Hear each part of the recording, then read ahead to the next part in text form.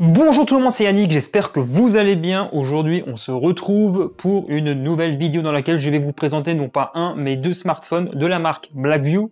Ils ont comme caractéristique, comme vous pouvez le voir, d'être particulièrement costauds, imposants, lourds, de gros pavés, mais ce n'est pas pour rien. Ils ont tous les deux comme point commun d'être vraiment taillés pour les professionnels qui travaillent par exemple sur des chantiers dans des conditions assez dures, qui souhaitent que leur smartphone soit un outil polyvalent. Donc voilà vraiment le public visé par ces deux appareils. Bref, on va faire un tour complet de ces deux smartphones tout au long de cette vidéo. Juste avant de rentrer dans le vif du sujet, pour ceux qui ne me connaissent pas, moi c'est Yannick, sur ma chaîne On parle de tech. Si ça vous intéresse, n'hésitez pas, abonnez-vous en activant la petite cloche. Vous pouvez aussi venir me rejoindre à travers tous les réseaux sociaux où je suis présent. Les liens sont juste en bas en description. Mille merci pour votre soutien, comme d'habitude, qui me fait très plaisir. On commence tout de suite d'abord par s'attaquer aux boîtes de ces deux smartphones. C'est parti. On admire les deux boîtes toutes blanches. Elles sont quasiment identiques. Il est inscrit quelques caractéristiques à l'arrière, ainsi que le modèle dont il s'agit. Allez, on ouvre tout de suite les deux petites boîtes. Nous retrouvons en guise d'accessoires dans les deux boîtes un câble USB-A vers USB-C, un chargeur de 15 watts et une paire d'écouteurs. Le BV5100 Pro a lui droit à un petit truc en plus, une sangle. À noter que les écouteurs n'étaient pas présents dans la boîte du BV6600. C'est important de le souligner. Donc voilà, comme ça vous savez vraiment tout ce qu'il y avait dans les boîtes de chacun de ces appareils. On continue, on va maintenant parler du design et de la fiche technique de ces deux appareils, en commençant d'abord par faire un petit tour du propriétaire. Les coloris que je vous présente en vidéo sont noirs et orange. Je démarre avec le BV5100 Pro. Ce smartphone arbore un écran LCD d'une dimension de 5,7 pouces. Ses dimensions et son poids sont clairement dans la catégorie XXL, une épaisseur de 13,7 mm pour un poids de 279 grammes. Ce n'est pas rien. Sur la tranche droite, nous apercevons les boutons du volume, un bouton pour activer un lecteur de code barre et le capteur d'empreinte. La tranche gauche accueille un emplacement dual nano SIM. Notez ici que la mémoire est extensible via micro SD. Il y a aussi un bouton d'allumage. Il est aussi question d'un bouton multifonction. Je vous affiche à l'écran les différentes actions que l'on peut définir pour son bon fonctionnement. Moi, je l'ai mis par exemple avec la torche. La tranche inférieure accueille un port USB-C et de gris. Enfin, la tranche supérieure révèle le lecteur de code barre équipé d'une mini lampe LED et d'un laser. Le dos du smartphone nous permet d'apprécier le module photo ainsi que la marque du smartphone. Passons au deuxième appareil, le BV6600. Ce dernier arbore aussi un écran LCD de 5,7 pouces. Ce smartphone est encore plus épais que le précédent, 18 mm et pèse 325 grammes. Là, c'est clairement très lourd pour un smartphone. La tranche droite nous dévoile l'emplacement des boutons d'allumage et du volume, tandis qu'à gauche, nous retrouvons l'emplacement dual nano SIM.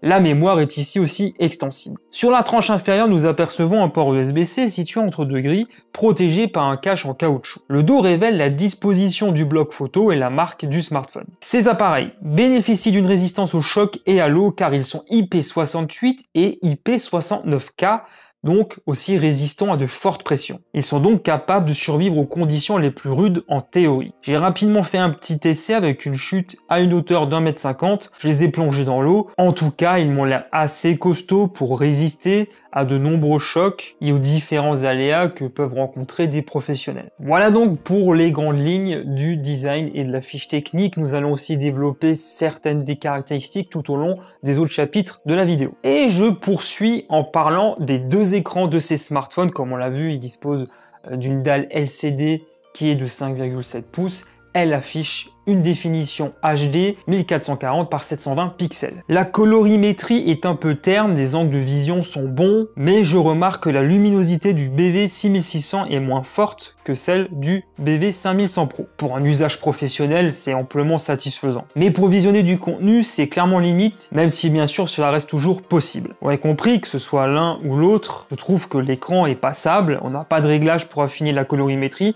C'est dommage, ils auraient pu faire un petit effort là-dessus, mais bon. On continue et cette fois-ci on va parler de l'interface Android de chacun de ces smartphones.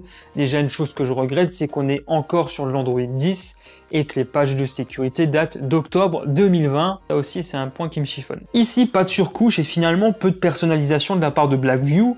Beaucoup apprécieront cela sans doute. Donc on va pas s'y attarder longuement étant donné que nous avons exactement la même chose sur les deux smartphones. Qu'est-ce que je retiens? Déjà que nous sommes sous Android 10 et non pas Android 11 comme je viens de le dire, il ne faudra pas s'attendre à de nouvelles mises à jour de la part du constructeur, j'imagine. Une caisse à outils est proposée permettant d'accéder à la boussole, un sonomètre, un niveau, un dispositif de mesure, une loupe, un rapporteur, une pendule et un podomètre ainsi qu'une torche. Il est appréciable de pouvoir accéder à ce genre d'outils facilement sans avoir à télécharger des applications directement sur le Play Store. Le BV5100 Pro dispose lui en plus d'un scanner de code barre. Je me suis un peu amusé avec, cela sera sans doute idéal pour certains corps de métier, notamment en logistique par exemple. Sinon pour le reste, pas de fioriture mis à part quelques jeux préinstallés sur le BV6600. Bref, une expérience Android 10 qui va à l'essentiel.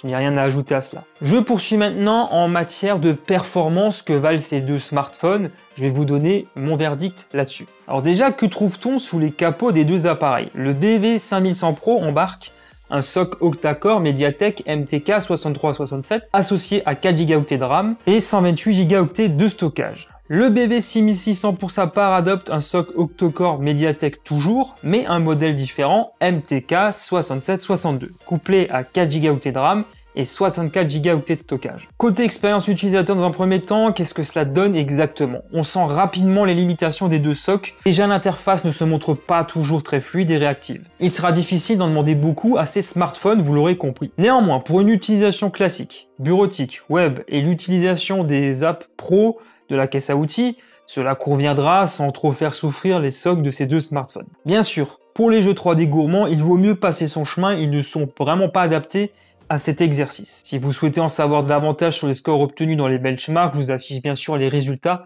à l'écran. Voilà, comme vous l'aurez compris, les performances ne sont pas non plus un point fort de ces deux smartphones, ce qui nous amène maintenant à la suite, la photo et la vidéo. Qu'est-ce qu'ils valent exactement? Je vais vous en parler. L'un propose un seul capteur exploitable, tandis que l'autre en possède deux. Concernant le BV5100 Pro, celui-ci embarque un grand angle de 16 mégapixels, un ultra grand angle de 8 mégapixels, et un capteur de profondeur de champ de 0,3 mégapixels. Sur le BV6600, c'est un capteur photo principal de 16 mégapixels grand angle, alors que le module photo est prévu pour 3 capteurs.